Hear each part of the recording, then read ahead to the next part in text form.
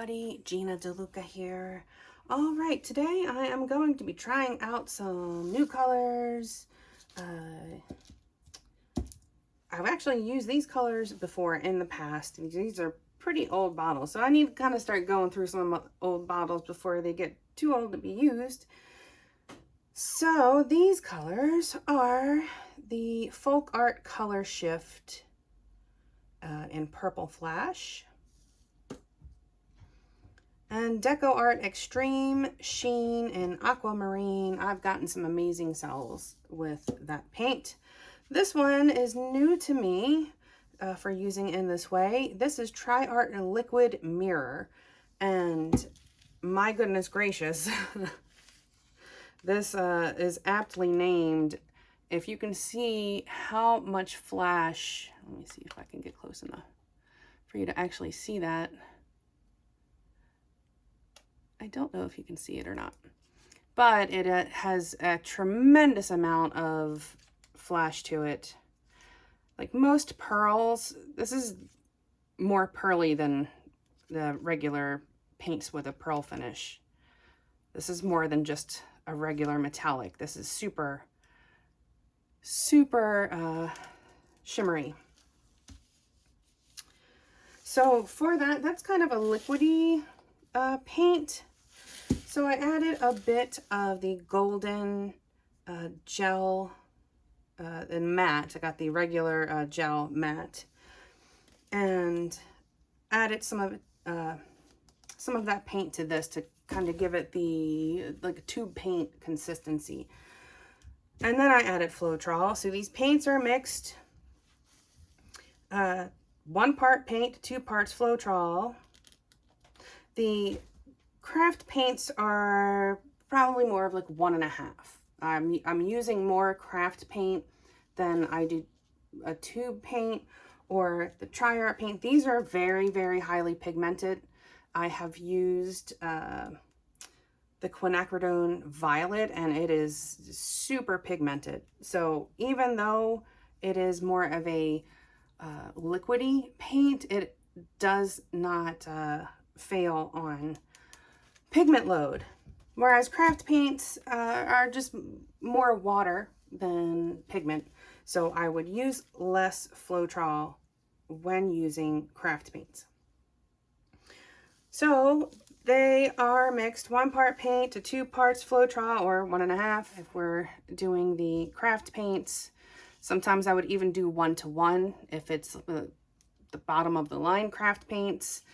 DecoArt's craft paints are still pretty good, so, but I still wouldn't overdo it with the pigments or with the pouring medium. So the consistency that we are working with is about a 2 on my consistency scale. It does make a mound, but it disappears quickly. And it's making a nice, thin, even stream off of my stick. It does not get thick and thin. If it is changing, getting thick and thin and thick again, your consistency is inconsistent and you need to mix some more. Oh, and I forgot to mention the base coat / background color that we have going here. This is a custom blend. This is Amsterdam Acrylic in Brilliant Blue and Permanent Blue Violet, and it makes such a beautiful color. And if you added a little bit of white to this, then it would even kind of get like that cornflower kind of color. Really beautiful color. Play around with your paints. Play around and make your own colors. Before we get started, have you seen the FolkArt inspiration cards? If you have, you can fast forward about a minute, but if you have not, what we have are 52 cards. There are 42 technique cards, and each technique card is an associated video here on YouTube that gives you the exact paint brand, color, consistency, the technique, all of the things that I can't fit onto a card. This is a picture of the painting in this video. This box contains a tip for this particular technique, and here at the bottom you have the color palette that was used in this painting. And these 2 boxes can be used together as the basis of a 2-color palette, or you can build off of those colors. And there are 8 bonus color palette cards Each one has 5 color palettes. You can use all of the colors or just some of the colors, mix and match the bonus color palettes with the technique cards, and you have more combinations than you could ever paint in a lifetime. These are available at my website, ginadeluca.net, and also at amazon.com. All right, the first thing I'm going to do is put some paint in my cup to make sure I have enough for my pour. I'm going to lay down my base coat. You will see that I have already covered the edges of my painting. The sides have been covered already, and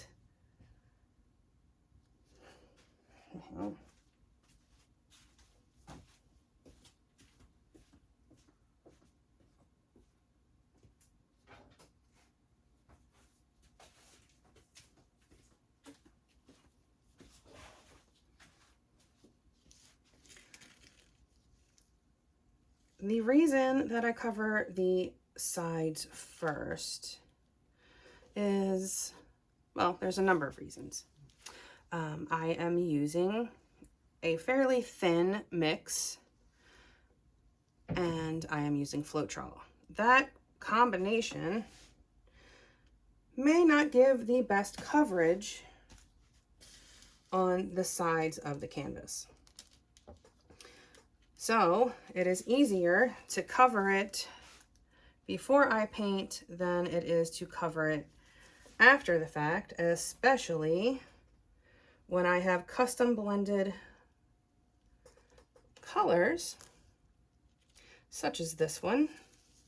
It gets a little harder to color match when it is custom blended, so just cover the edges first, and then you don't have to worry about doing anything to your sides.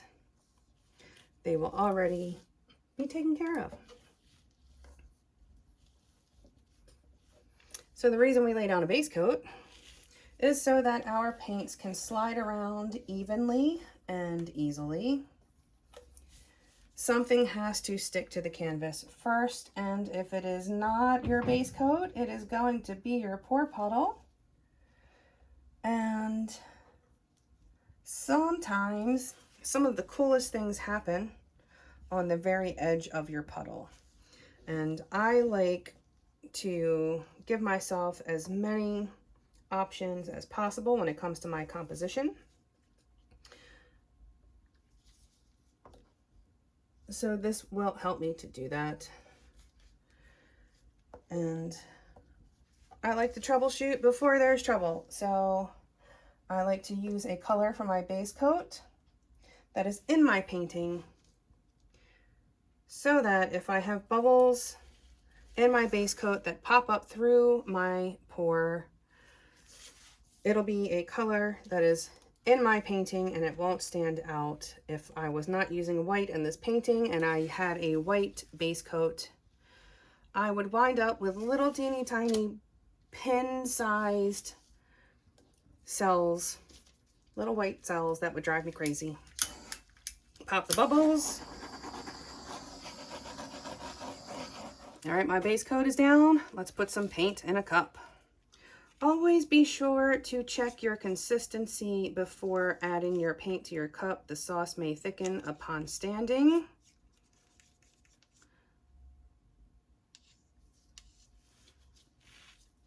And I'm going to pour from up high. Let these paints kind of blend together a bit.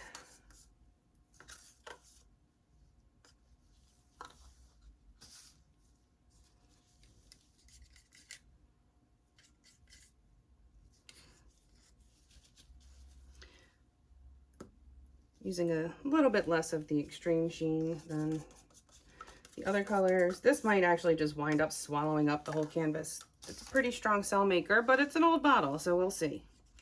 I am very interested to see how this turns out, and very excited to see what this looks like.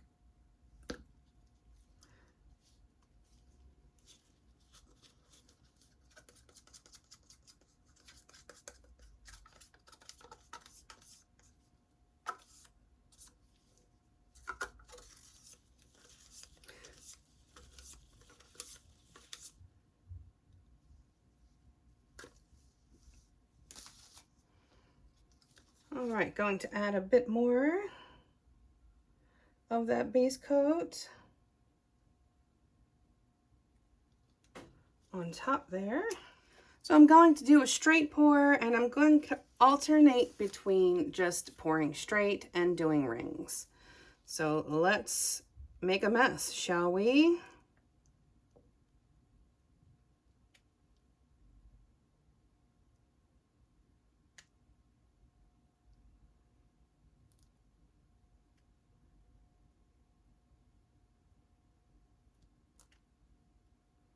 Oh my gosh.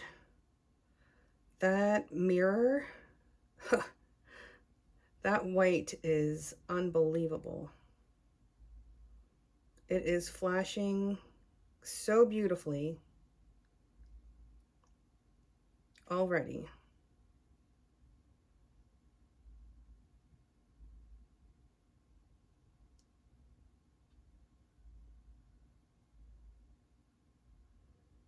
I'm just doing some wiggles here because this is making a really cool pattern.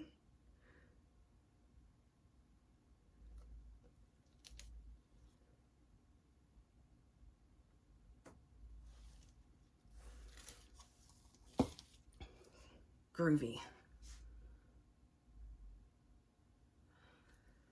All right. I see cells popping up, and that white is selling, so that is very, very, very exciting.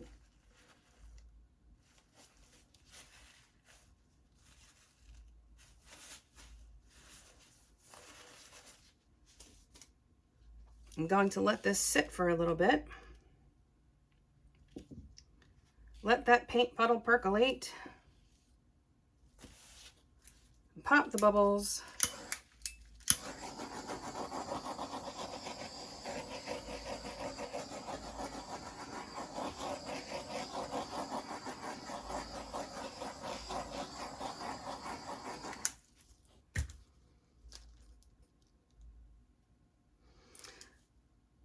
Well, I am very excited. I am excited about what's happening in this painting with that white in particular, because it is super flashy, and I think it's going to look incredible when it is dried and varnished.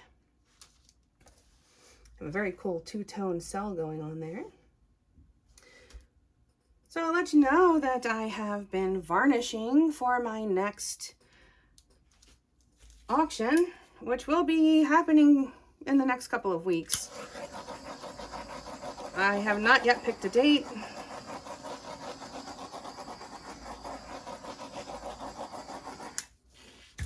Perhaps by the time I finish this painting and do the editing, I will have figured out a date. So maybe I'll tell you what the date is at the end of this video. That would probably be a good idea, to figure out what that is. Some very cool stuff going on here. And this pink is a color shift paint. So again, that's going to, you're not really going to see the full effect of that until it is dried and varnished,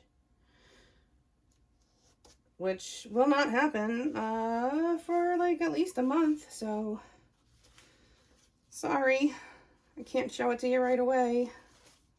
If I were a more organized person, I would be able to just have all this stuff done and then have it dried and varnished and then put up the video.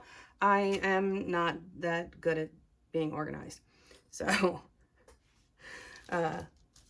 little fun thing that's been going on here in Baltimore. One of the places that's very near and dear to my heart is called Fells Point. It's where I play.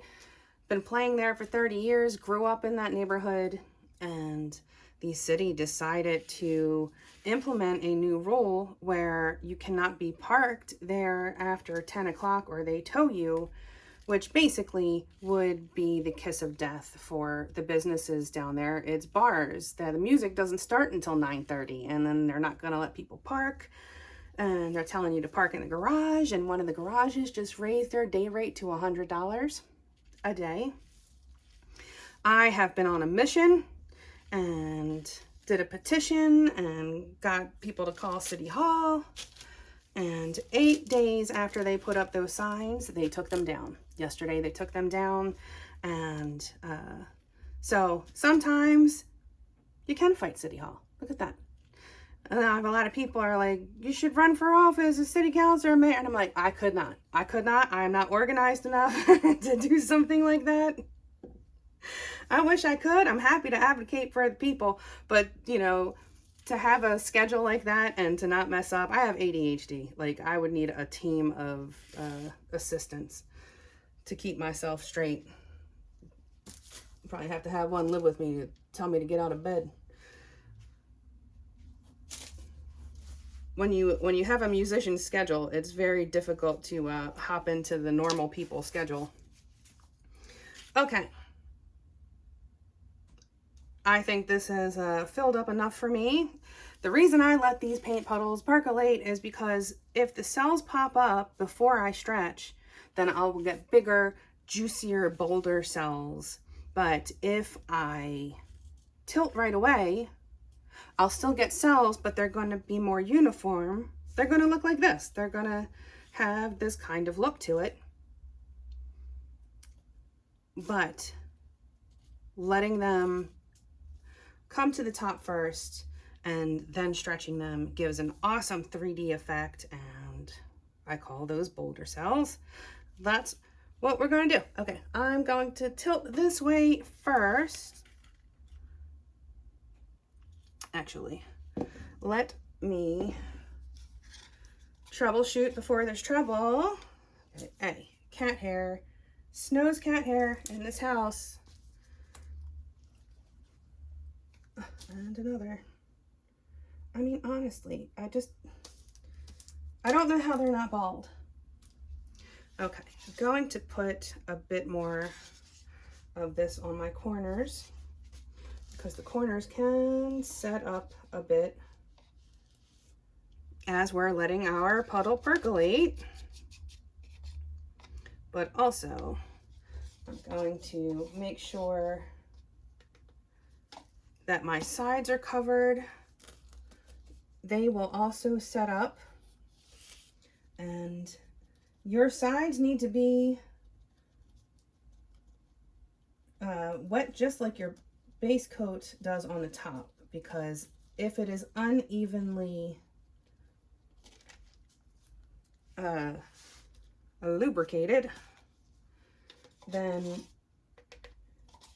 you will have it won't slide over the edge as well, and it will kind of fight the puddle that is trying to roll over the edge, and so then you might have like a dip, and then your composition will kind of get a little funky. It won't be as smooth going over the side.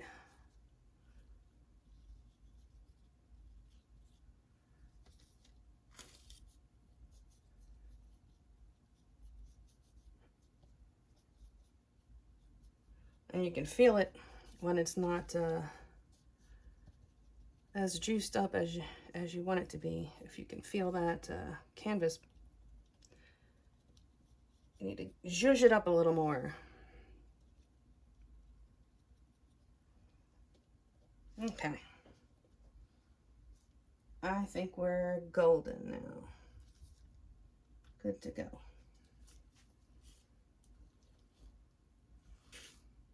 All right,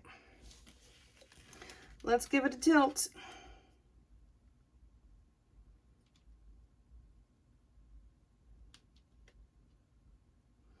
And there's a decent amount of paint on here, so I am going to have to tilt some off. I know it is pretty just the way it was, but we also want it to dry well, and if you have too much paint on your canvas, you run the risk of it cracking. We don't want that.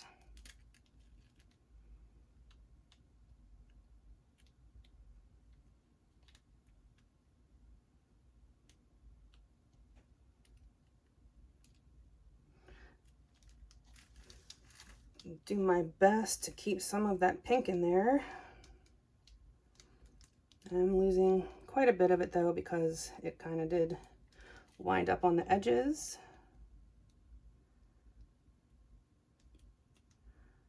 I'll try to keep it. Let's see if I can just at least keep that one band.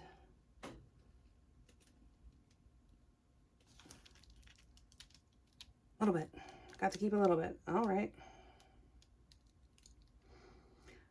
Always bring the weight of your paint back to center before you change directions. That will help you keep your composition and keep your cells a bit more uniform, keep them from getting all squiggly, crunching up on each other. You can see it's like fighting right there. Needed a little bit more juice. Still fighting. How dare you? Do as you're told.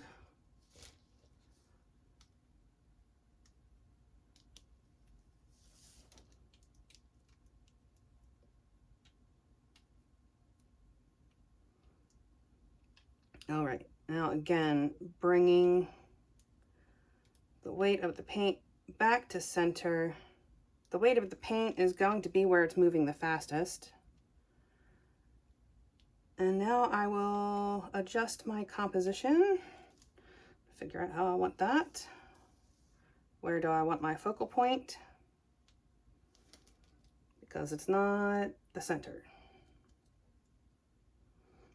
I typically like my focal point to be a little off center unless the whole thing is going to be symmetrical.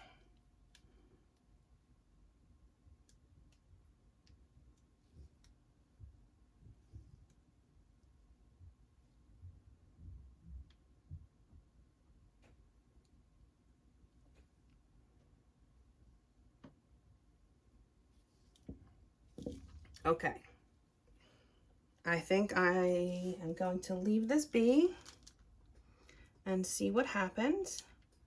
And I will bring you in for a close-up. I cannot wait to see this dried and varnished because even the paint drips are really, really pretty.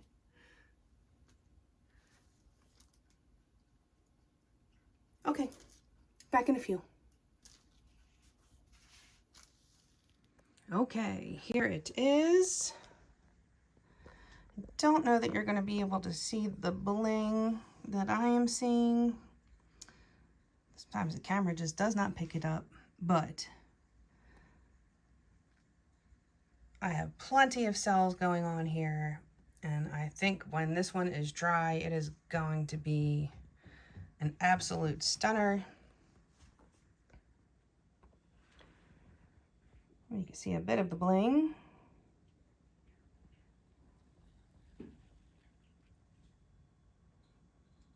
Some very cool effects going on. Again, all the pink is going to be color shifting. So there's going to be some really interesting things happening once this is dried and varnished.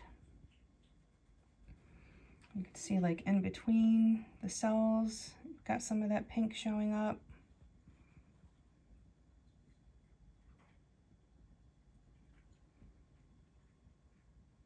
But there it is. I hope you enjoyed. I hope you learned something. Please do like, share, subscribe, all that good stuff. I decided that the auction will be happening on Sunday, May 18th. So please keep your calendars open for that. Check out the previews that will be coming up. I will be having a preview video of the paintings, and I'll also probably be posting the photos of the pieces that will be in auction. I will be posting them on my art page on Facebook, The Glassy Knoll. So do check that out. Check out the description box below for links to my PayPal tip jar if you feel so inclined. That would be greatly appreciated. Not expected, but whew, as it appreciate it. You will find the link to my website, GinaDeLuca.net, where you can find my art and music, fluid art inspiration cards for sale. The cards are also on Amazon. You will also find in the description box my affiliate links and coupon codes. Get your codes there. Got the Amsterdam and the TriArt from fluidart.co. You can find the links again in the description box. And you'll also find the link to our Facebook group. Go make some art. Join us there. Post your masterpieces. Ask your questions. A good time is had by most. It is the internet after all.